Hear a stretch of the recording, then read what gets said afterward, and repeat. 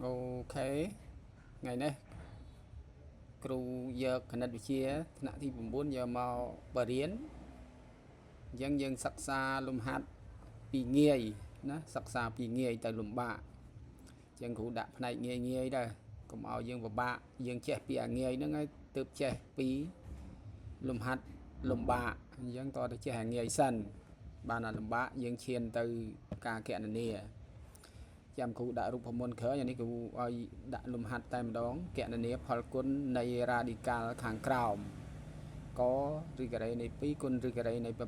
8ខឬការ៉េនៃ3គុណឬការ៉េនៃ27ឬកឬគីបនៃ2គុណឬគីបនៃ4ខឬគីបនៃ2គុណនឹងឬគីបនៃ1ភាគ16ងឬគីបនៃ2គុណឬការ៉េនៃ2គុណឬការ៉េនៃ32ឬការ៉េនៃ50គុណនឹងឬការ៉េនៃ2អញ្ចឹងនេះជាប្រធានលំហាត់អញ្ចឹងចូលរួមដោះស្រាយជាមួយគ្រូដូចតទៅណាគ្រូកែយកតែម្ដងគ្រូដាក់ចម្លើយឲ្យនេះដើម្បីមានភាពងាយស្រួលយើងក្នុងការសិក្សារៀនសូត្រគ្រូធ្វើ slide ឲ្យយើងរៀនតាមតែអញ្ចឹងគ្រឹះមូលដ្ឋានគ្រឹះនៃគណិតវិទ្យាហ្នឹងអញ្ចឹងយើងសរសេរមកប្រធានវាឬ2គុណនឹងឬ8អញ្ចឹងយើងបញ្ចូលក្នុងរ៉ាឌីកាល់តែមួយមកឬការ៉េនៃ2គុណឬការ៉េនៃ8ស្មើឬការ៉េនៃ2គុណ8យើងគុណក្នុងគុណមកឃើញឬការ៉េនៃ16ណាអញ្ចឹង16យើងអាចសរសេរថា4ការ៉េឬការ៉េនៃ4ការ៉េហើយយើងសម្រួលនិតិសនជាមួយសន្ទុះរ៉ាឌីកាល់ទៅបាន4ណាចម្លើយវាឃើញ4អានឹងហៅថាការគណនាផលគុណនៃរ៉ាឌីកាល់ខឬការ៉េនៃ3គុណឬការ៉េនៃ27អញ្ចឹងយើងសរសេរបញ្ចូលក្នុងរ៉ាឌីកាល់តែមួយឬការ៉េនៃ3គុណនឹង27យើងសរសេរចូលក្នុងរ៉ាឌីកាល់តែមួយយោងទៅតាមរូបមន្តប៉ុន្តែរូបមន្តគ្រូដាក់ក្រោយអញ្ចឹងយើងគុណទៅឃើញ81នេះយក3គុណ27ឃើញ81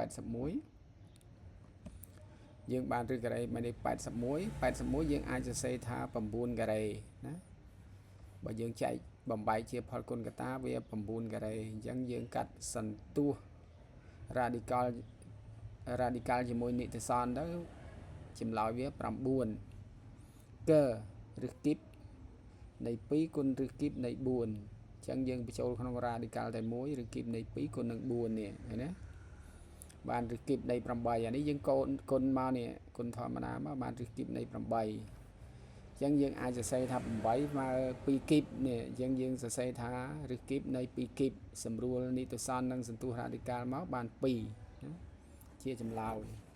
ឥឡូវយើងបន្តទៅទៀតមើល slide បន្តទៅទៀតចម្លើយលំហាត់ខឬគីបនៃ2គុណឬគីបនៃ1/16អានេះលក្ខណៈឬគីបគុណនឹងឬគីបនៃពភាគនេះបាទឬគីបនៃ2គុណនឹង1/16យើងគុណធម្មតាមកអានេះយើងស្រួលមិនបាច់គុណវាសិនទេយើងស្រួលយកហ្មងទៅ2ស្រួលនឹង16មកអញ្ចឹងវានៅសល់1/8ណា1/8ឬគីបនៃ1/8គីបយើងអាចសរសេរថាម៉េចស្មើឬគីបនៃ1ភាគ2គីបនេះយើងបំលែងអា8ហ្នឹងទៅជា2គីបយើងអាចសរសេរថាឬគីបនៃ1ភាគ2គីបហើយយើងសម្រួលនិតិសននិងសន្ទុះរ៉ាឌីកាល់ចោលទៅនៅសល់1ភាគ2ងឬគីបនៃ2គុណនឹងឬការ៉េនៃ2គុណឬការ៉េនៃ32វាបញ្ចូលក្នុងរ៉ាឌីកាល់តែមួយវាបានរ៉ាឌីកង់2គុណនឹង32នេះឬការ៉េនៃ2គុណ32ស្មើឬការ៉េនៃ64ដើម្បីបញ្ចេញពីរ៉ាឌីកាល់យើងសរសេរទៅ64បាន8ការ៉េហើយយើងសម្រួលចោលទៅបានចម្លើយ8និតិសនជាមួយសន្ទុះរ៉ាឌីកាល់ការសម្រួលនឹងអញ្ចឹងចម្លើយវា8លំហាត់ចុងក្រោយគឺ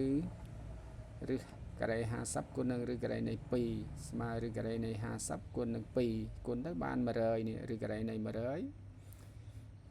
វាមានការ៉េប្រកបរបស់វាអញ្ចឹងយើងអាចសរសេរថាឬការ៉េនៃ10ការ៉េយើងសម្រួលនិតិសននិងសន្ទុះរ៉ាឌីកាល់បាន10ចម្លើយវា10ណាយើងកែលំហាត់បានហើយ ងាកមកមើលរូបមន្តនេះផលគុណនៃ radical ដែលមានសន្ទុះដូចគ្នាស្មើនឹង radical នៃផលគុណយើងត្រូវចាំអញ្ចឹងផលគុណនៃ radical ដែលមានសន្ទុះដូចគ្នាស្មើ radical នៃផលគុណនេះរូបមន្តវាមិញលំហាត់មិញឬកេរនៃ a គុណឬកេរនៃ b មកឬកេរនៃ a គុណ b សរសេរអញ្ចឹងយើងអានថាគុណហើយអញ្ចឹង a ត្រូវធំជាង0ឬស្មើ b ក៏ធំជាង0ឬស្មើដែរករណីឬគីបនៃ a គុណឬគីបនៃ b រូបមន្តវាមួយទៀតស្មើឬគីបនៃ a គុណនឹង b នេះយើងចេះពីរូបមន្តហ្នឹងទៅយកទៅធៀបជាមួយលំហាត់ទៅដើម្បីងាយយល់យើងអត់ចេះគ្រឹះវាងាយលក្ខណៈងាយទេយើងពិបាកទៅផ្នែកខាងលើទៀតហើយអញ្ចឹងយើងចេះគ្រឹះវាស្គាល់រូបមន្តវាហ្នឹងរូបមន្ត2ហ្នឹងអញ្ចឹងលក្ខខណ្ឌវាគឺ a b វិជ្ជមានឬក៏អវិជ្ជមានណាឬគីបវាអាច a b ហ្នឹងវាអាចវិជ្ជមានផងអាចអវិជ្ជមានផងអូខេបាយបាយ see you in the next video ណាជួបគ្នានៅពេលក្រោយទៀតជួយ like ចុច like ជួយចុច subscribe YouTube របស់លោកគ្រូផង